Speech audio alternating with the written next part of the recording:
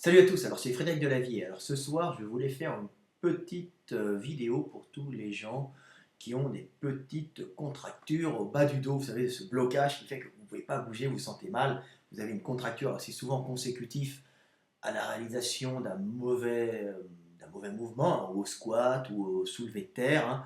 Vous avez tiré un peu trop, vous avez abîmé un petit muscle. Hein.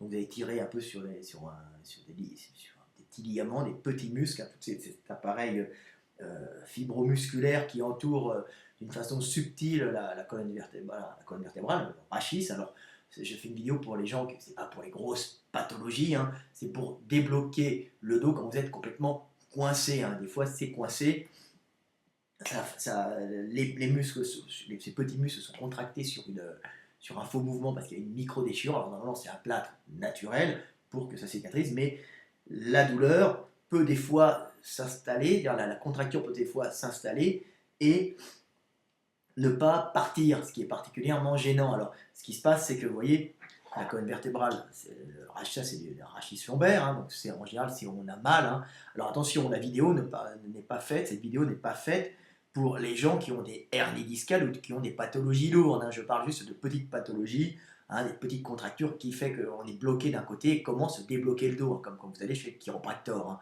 Alors je ne fais pas de médecine illégale, hein. C'est ce que font les rebouteux. On fait ça dans les campagnes depuis la nuit des temps. Hein. C'est comment redonner de la mobilité à un dos qui est coincé. Hein. Ah, j'ai le dos coincé. Hein. Attention, je ne parle pas des douleurs. Quand il y a une hernie discale et que ça irradie dans la jambe, là, il faut aller voir un spécialiste, il faut aller faire un IRM, il faut vérifier.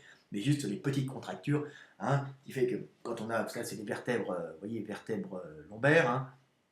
Vous voyez, ici, il y a des apophyses, hein, de chaque côté. Hein. Au milieu, des canals, hein, avec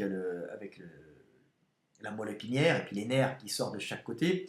Alors le but, c'est pas de soigner une hernie, hein, ça c'est pas ça. Le but c'est d'éviter des contractures qui s'installeraient et qui sont particulièrement pernicieuses, c'est-à-dire qu'elles vous mettent dans une mauvaise position, c'est contracté. Alors je vais vous expliquer pourquoi, parce que quand vous tirez, vous faites un mauvais mouvement, vous penchez un peu trop en avant, ou une mauvaise rotation, vous avez plein de petits muscles, hein, ça c'est des dessins que j'ai fait pour les bouquins, hein. C'est tout des petits muscles paravertébraux, vous voyez, et certains vont d'une apophyse à l'autre, hein, d'autres en chevauchent deux, voire trois. Hein. C'est très très complexe, hein, vous en avez un peu au-dessus aussi, vous voyez, là il y en a qui vont sur les côtes, hein, là, mais nous on va surtout travailler sur ça, et vous avez ces petits muscles qui peuvent être un peu lésés, petits ligaments, hein, entre les vertèbres, et vous voyez, il y a ces petites articulations, regardez, il y a des articulations paravertébrales, et c'est ces petites articulations en général qui sont avec les petits muscles autour, qui sont contractés tout simplement. Ce n'est pas les articulations qui sont contractées, mais c'est les petits muscles qui permettent les petits mouvements, vous savez, de la colonne vertébrale, qui permettent d'ajuster des rotations, hein, dans la vie de tous les jours. Donc le rachis, c'est un organe de précision, hein, qui ajuste les mouvements pour pas mal de choses. Et vous avez ces petites articulations intervertébrales, hein, pas les grosses, hein, ça c'est la grosse du milieu avec le disque. Hein, donc j'en ai déjà parlé dans des vidéos sur les hernies. Hein, c'est un disque amortisseur, mais les petites douleurs viennent en général de ces zones-là, hein, où il y a des petits muscles qui se sont contractés, hop, et vous êtes bloqué, et ça contracte tout un côté. Alors, vous avez tout un ensemble de petits muscles, hein, là, hein, qui se contractent d'un coup, hop, ça bloque, parce qu'il y en a un qui a été un peu lésé. En général, c'est pas bien grave, mais le problème, c'est que la douleur peut s'installer, et c'est très chiant. Alors, comment? C'est très chiant, et puis ces petites articulations aussi sont bloquées, hein, il se crée une espèce de ventouse, hein, parce que c'est contracté, donc c'est pas top, il y a une espèce de vide qui se maintient dedans, donc ça fait une espèce d'aspiration, c'est-à-dire que la pression interne, hein, est inférieure à la pression externe, et il y a une bulle d'air qui s'est mise d'un côté, et il faut essayer de décoapter ça, de dégager comme une ventouse qu'on dégage, parce que ce vide d'air à un certain endroit de l'articulation fait qu'il y a fait que la colonne vertébrale n'est pas mobile. Et en plus, en général, c'est le cercle vicieux. Il y a une espèce de vide d'air qui fait pof, ça bloque, hein, vous voyez. Et en plus, les muscles sont contractés dessus, c'est des petits muscles. Hein. Alors, comment débloquer cette zone, hein, c'est souvent ce que font les chiropracteurs, les ostéos, vous entendez des cracks. Hein. Alors, c'est pas l'os qui a cassé, hein, c'est juste la petite décoaptation de la petite articulation, de ces petites articulations, hein, intervertébrales qui sont là. Hein.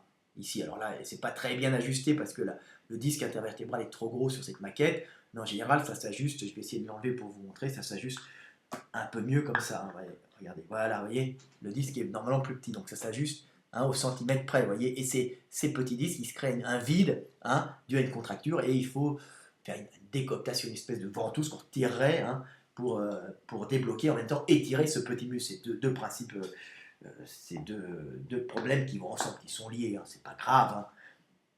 Donc faire une décooptation, étirer ce muscle pour libérer cette zone qui vous met de côté et qui est gênante parce que ça contracte, ça va contracter les petits nerfs, pas le gros, mais en général les petits, ça contracte un peu les nerfs qui sont autour. C'est pas top, de même ça peut déclencher des fois des sciatiques, mais bon, quand on a une sciatique, on va quand même vérifier si on n'a pas une hernie discale, donc une protrusion du noyau qui est à l'intérieur du disque intervertébral, qui est un disque d'amortissement et qui peut se léser avec le temps ou parce que vous avez une fragilité, et à ce moment-là, il y a un morceau il y a un peu de gelée qui est à l'intérieur, c'est un système de gelée avec un anneau fibreux, une gelée à l'intérieur, c'est un amortisseur, et ça passe à l'extérieur, ça peut compresser les éléments nerveux. Et là, c'est plus grave, parce que des fois, ça peut se résorber tout seul, mais il faut une opération. Donc non, le sujet, là, c'est juste de vous décontracter le dos et d'enlever et de faire un déblocage. Un déblocage comme pourrait faire un chiropracteur, et là, vous n'allez pas payer 40 €, vous allez le faire tout seul. Alors, c'est pas du tout, je ne remplace pas la médecine. Les rebooteux faisaient ça, c'est un truc très simple, je le fais tout le temps en entraînement. Les powerlifters le font, en général ils se mettent sur le côté, les gens le font, mais avec une cuisse d'un côté, le buste de l'autre, et puis un mec vous pousse le dos d'un côté et la cuisse de l'autre, et vous entendez clac, et vous êtes libéré, vous êtes content. Parce qu'autrement vous êtes bloqué. Alors, ça fait... Donc moi je vais expliquer comment débloquer, comment enlever ce système de ventouse et comment débloquer ces petits muscles qui se sont contractés automatiquement sur une petite lésion. En général, c'est une petite lésion. Alors, il ne faut pas les contracter tout de suite, parce que des fois, la contraction est un plâtre naturel pour permettre au tissu de se régénérer. Mais si cette contracture dure trop, vous risquez d'avoir une petite déformation au bout d'un moment. Une contracture tout le temps d'un côté, ça va entraîner un muscle qui ne va plus être mobilisé dans sa longueur et qui va progressivement se une petite transformation fibreuse, et vous allez être un peu de travers avec un muscle un peu raccourci. C'est pas top, c'est pas top. Ça, il faut du temps. Donc comment décontracter, et faire une décooptation, c'est-à-dire enlever les deux surfaces articulaires entre elles. Comment faire ça de façon simple? C'est simple. Là j'ai ma table pour travailler, alors je vais changer l'angle de vue pour qu'on voit un peu mon genou. C'est pas évident. Donc, qu'est-ce que je fais?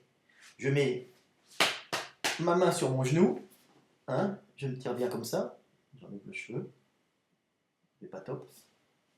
La main sur le genou, et là, je pousse avec ma main sur le genou, et en même temps, j'essaie de tirer mon buste vers l'autre côté, ça bloque, hop, et ça a craqué, vous voyez, ça va craquer le dos. Donc, je pousse la main sur le genou, je tire comme ça mon buste de ce côté-là, et j'essaye d'aller de l'autre côté avec une résistance, vous voyez.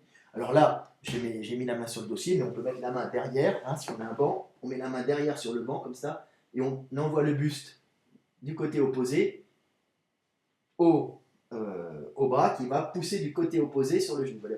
Le bras, il pousse par là, et le buste va de l'autre côté. Et là, bien droit, on bouge, et clac, on entend clac. Avec la main derrière, si vous avez un banc dans une salle, où vous mettez la main sur la coudoir, mais le but c'est de tourner le buste dans ce sens-là, tout en mettant une résistance sur la main, vraiment dans l'autre sens, et avec les jambes calées. Alors comment on cale les jambes? On cale au sol. Ce qui est bien, c'est de se mettre sur un banc en salle de gym avec les deux jambes calées, puis on fait ça, et puis vous allez vous débloquer le bas du dos. Alors ça paraît tout simple, tout con, mais c'est très efficace, et ça peut vous éviter d'aller chez l'ostéo vous faire débloquer le dos. Voilà, c'est l'ostéo pour les pauvres.